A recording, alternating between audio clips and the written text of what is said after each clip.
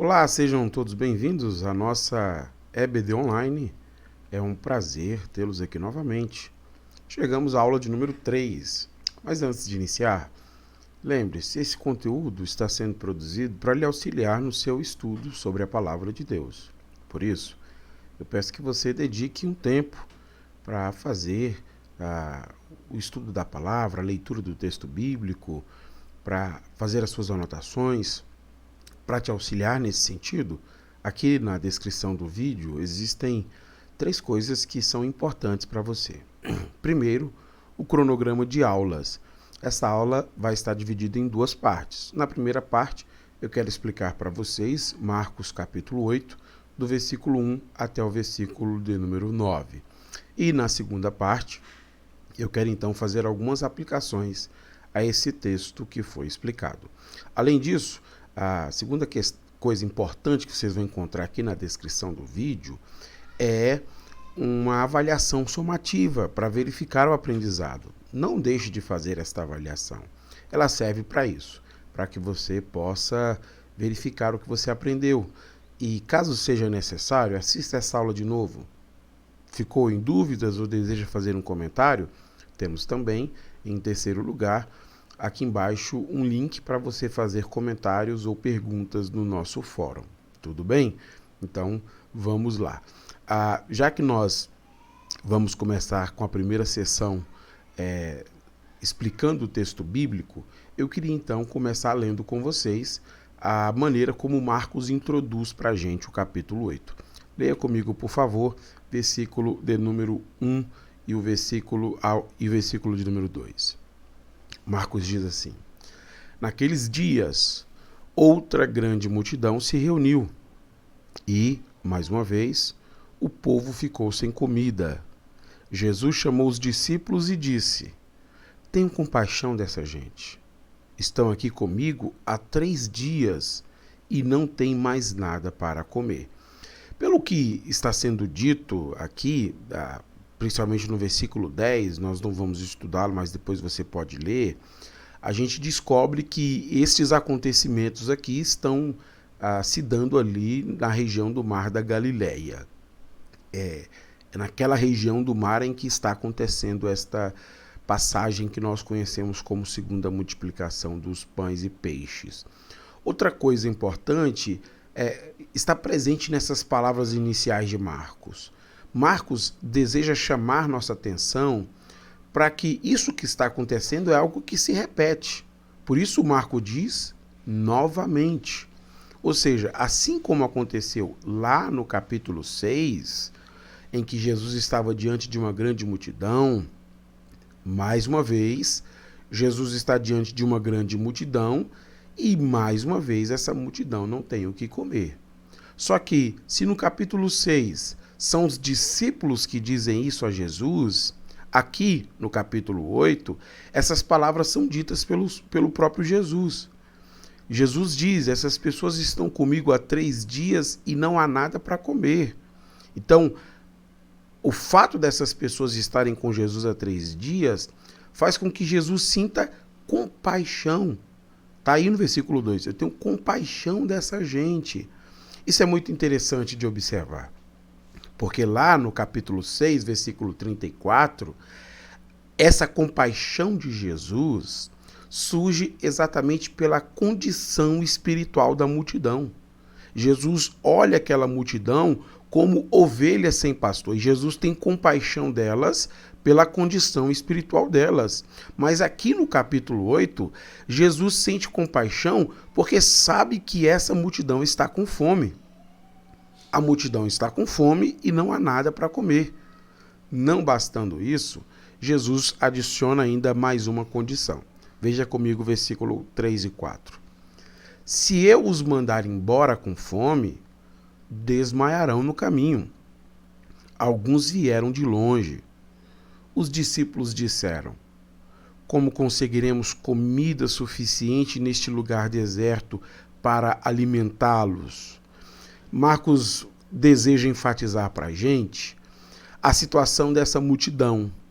E por isso que ele apresenta alguns aspectos dessa multidão para mostrar como eles estão assim com fome.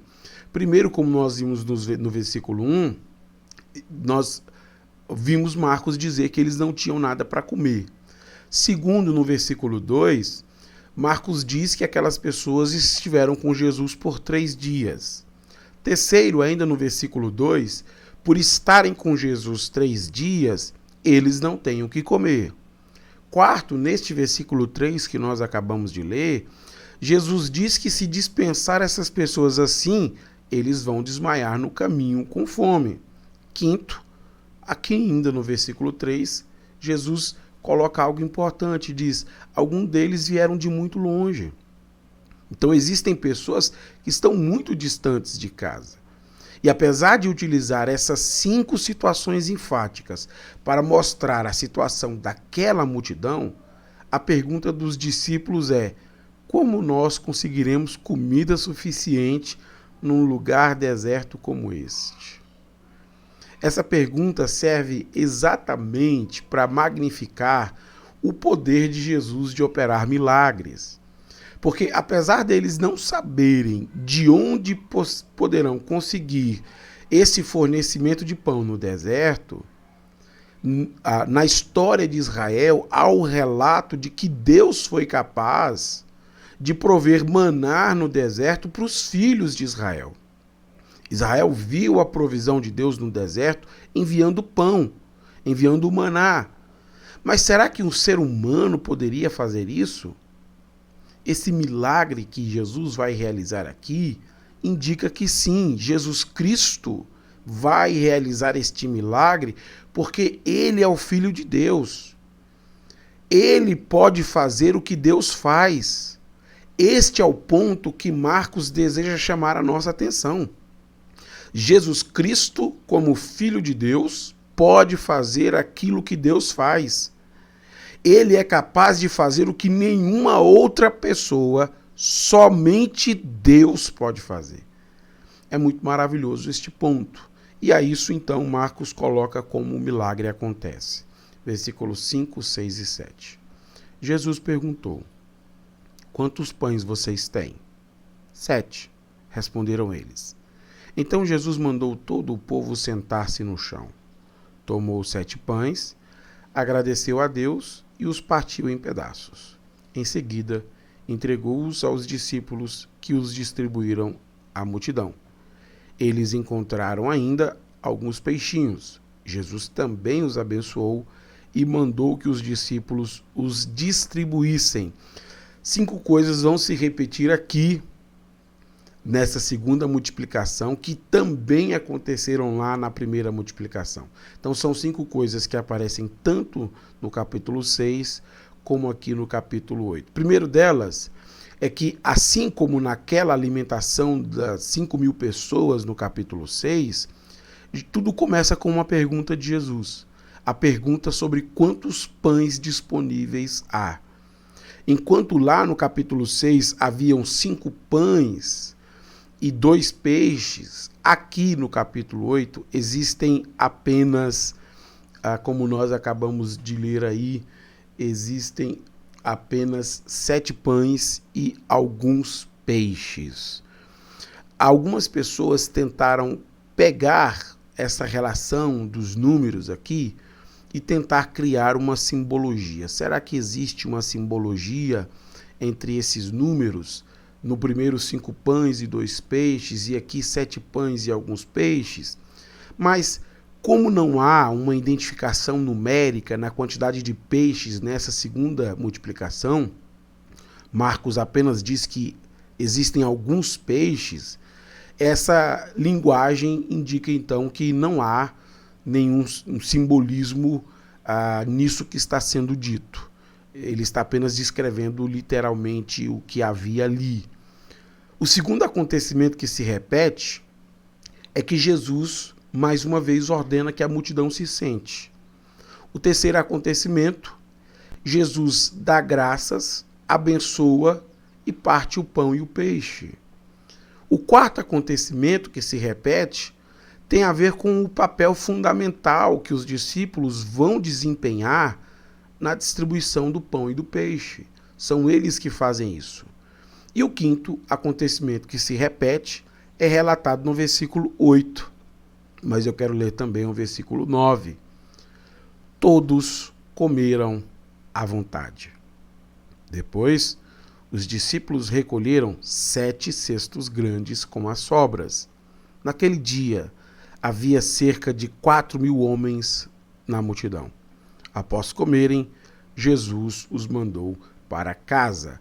É isso que acontece mais uma vez. Assim como no capítulo 6, todos comeram à vontade. E mais uma vez é preciso recolher as sobras daquilo que foi a grande multiplicação. Se lá nós tínhamos 5.000 pessoas, aqui eram 4.000. 5.000 homens, aqui são 4.000 homens. Eu queria então concluir com um último comentário do Sten, onde ele coloca algo para a gente concluir essa parte da explicação e partir então para a aplicação. Leia comigo o que o Sten coloca. A grandeza incomparável do milagre de Jesus é enfatizada pelo povo comendo e sendo cheio, e pela coleta de uma abundância de sobras. Então veja, não havia no deserto fornecimento de pão, mas o milagre de Jesus, ele foi suficiente para todas as pessoas, além de ser suficiente também para sobrar. Então eles comeram à vontade, não foi meio pedaço para cada um. Todo mundo comeu à vontade e ainda sobrou. O Sten continua. Um indicador adicional do grande poder de operar milagres de Jesus é o número de pessoas alimentadas, 4.000. Então, de fato, é uma grande multidão. No primeiro milagre são 5.000 homens, aqui são 4.000 homens. E este número serve exatamente para mostrar como esse milagre que Jesus está realizando é grande. Como ele é de fato filho de Deus e pode fazer aquilo que só Deus faz, alimentar uma grande multidão. E por último, o Sten acrescenta: apesar de todas as tentativas, nenhum simbolismo convincente foi encontrado no número. Então nós temos números que aparecem aqui, mas não há uma concordância sobre o que esses números simbolizam, até por certas descontinuidades numéricas. Então, eu não desejo explorar isso, porque seria muito mais a alegorização da minha parte do que simbolismo de fato. Bom, tendo explicado então a vocês o texto bíblico, eu queria partir agora para as aplicações. Que aplicações esse texto bíblico eu queria fazer a vocês para nos desafiar a considerar lições valiosas para nós hoje? Primeira aplicação que eu faço: Jesus está preocupado com a pessoa inteira. Isso é algo que merece muito a nossa atenção. Porque se lá no capítulo 6, diante daquela grande multidão, Jesus estava preocupado com a decadência espiritual do povo, eles estão como ovelhas sem pastor. Agora, aqui no capítulo 8, mais uma vez, diante de uma grande multidão, Jesus tem compaixão das necessidades básicas dele, eles estão com fome. E isso é muito importante de destacar em Jesus. Essas não são necessidades conflitantes. Tanto a necessidade espiritual quanto as necessidades básicas são tidas por compaixão de Jesus. Ele não favorece um e desfavorece a outra. Muito pelo contrário, Jesus sente compaixão por todas as necessidades daquela multidão. São necessidades complementares e Jesus atende todas elas. É maravilhoso considerarmos isso. O nosso Senhor Jesus Cristo sabe das nossas necessidades espirituais. Ele também sabe das nossas necessidades básicas. E ele supre todas as nossas necessidades. Não são apenas as nossas necessidades espirituais, mas também as básicas. Isso está presente, inclusive, na oração que Jesus nos ensina. Esse Deus maravilhoso que clamamos, ele é totalmente outro, totalmente diferente, ele é santificado, ele tem um reino, mas ele também é um Deus que providencia o pão nosso de cada dia. Isso é maravilhoso de perceber. Como Deus está preocupado com o seu ser integral. A sua condição espiritual, mas as suas necessidades básicas. E você deve confiar nisso. Jesus tem provisão necessária para a sua vida espiritual. E Jesus também tem provisão necessária para as suas necessidades básicas. Jesus sente compaixão da sua decadência espiritual. E por isso que ele se entregou. Mas Jesus também sente compaixão das suas necessidades básicas. E por isso os milagres de provisão. Em todos os casos, o que Jesus está fazendo é cuidando da pessoa inteira. Isso para nós é maravilhoso. Porque Jesus não valoriza o espiritual em detrimento do natural e nem o natural em detrimento do espiritual. São necessidades complementares e Jesus atende a todas elas. Segunda aplicação. A cegueira cristológica sempre se revela em estupidez. O sempre eu estou colocando aqui para chamar a sua atenção, porque quando Jesus diz àqueles seus discípulos que era necessário alimentar aquela grande multidão, a resposta dos discípulos ao que Jesus diz, ela soa um tanto quanto estúpida. Os discípulos perguntam a Jesus: como é que a gente pode alimentar esta multidão com fornecimento de pão aqui no deserto? Essa pergunta é uma pergunta que revela que nenhum ser humano conseguiria fazer aquilo. No entanto, assim como Deus foi capaz de alimentar os filhos Israel no deserto, Jesus Cristo também pode fazer o mesmo. Jesus Cristo pode fazer aquilo que Deus faz. Por isso que a pergunta dos discípulos soa com uma certa estupidez. É uma pergunta boba. Quem disse que Deus precisa de fornecimento de pão para alimentar uma grande multidão? Todas as vezes que os discípulos estão cegos para o poder de Cristo, eles agem assim, com falta de inteligência. Somos nós que precisamos de fornecimento de pão para prover uma grande multidão. Jesus não. Ele é o Filho de Deus. Ele pode fazer aquilo que Deus faz. Ele não precisa de um grande fornecimento de pão para realizar o milagre. Ele faz como Deus, ele providencia apesar do local e das circunstâncias. Então, quando nós não temos uma visão sobre Cristo, a gente acaba agindo assim com estupidez. Jesus não precisa de condições favoráveis para fazer grandes coisas. Ele é Deus. E quando nós estamos cegos para a pessoa de Jesus, nós agimos como os discípulos. Como isso pode acontecer? Isso é impossível para nós. Sim, é impossível para nós. Mas Jesus não é um de nós. Jesus é o Filho de Deus. E ele pode fazer assim como Deus o fez. E assim como Jesus o faz. Que você tenha uma visão realista sobre Jesus. Mas a terceira aplicação pretende responder esta pergunta: quem é este homem? Quem é este Jesus? Este Jesus é o Cristo, o Filho de Deus. Lá em Marcos, capítulo 4, versículo 41, é esta pergunta que fazem: quem é este homem? E Marcos aqui está respondendo: este Jesus é o Cristo, o Filho de Deus. Por isso que nesse texto, a ênfase de Marcos está nesta capacidade divina de Jesus para realizar milagres. Assim como Deus pode fazer milagres, Jesus também o pode. Jesus pode fazer aquilo que um ser humano não consegue. E Jesus pode porque ele é o Cristo, o Filho do Deus vivo. E nós precisamos ter esta visão realista sobre quem é Jesus. Jesus não é um grande homem, um grande profeta, como alguns gostam de reduzir a sua pessoa, um grande psicólogo, um grande filósofo. Jesus é o Cristo, o Filho de Deus. e ele pode fazer aquilo que o próprio Deus faz. E nós precisamos ter clara consciência sobre quem é Jesus. É a este Cristo que nós servimos, o Filho do Deus vivo.